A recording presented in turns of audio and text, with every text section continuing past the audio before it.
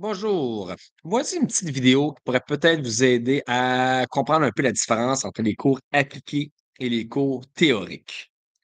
Lorsqu'il est temps de choisir des cours en 10e année, il est important de comprendre la différence entre les cours appliqués et théoriques afin de faire un choix adapté aux besoins et aux aspirations de chaque élève.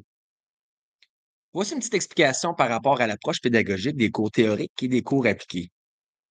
Dans un cours théorique guidé, les cours pas permettent, mais poussent plus l'accent sur l'apprentissage abstrait, des lectures et de l'analyse de données.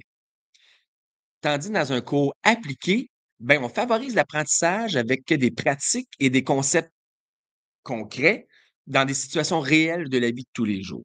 Si on peut prendre un exemple en mathématiques théoriques, ben, un élève va apprendre des formules à utiliser dans des problèmes plus abstraits et de faire des démonstrations.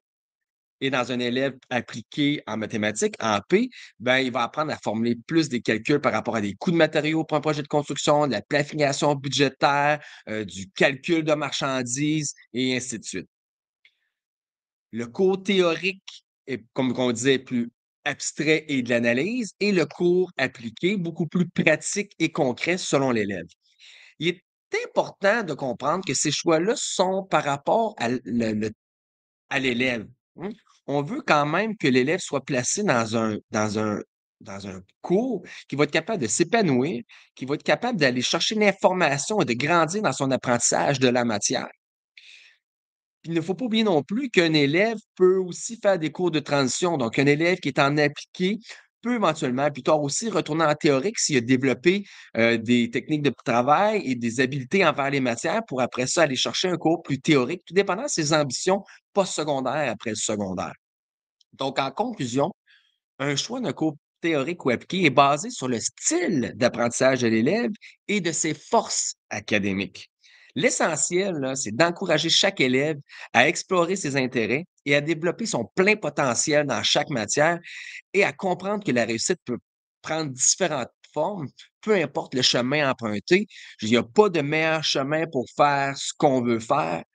On peut aller à Toronto sur la 401, mais on pourrait aussi aller à Toronto et passer au travers de 50 villages.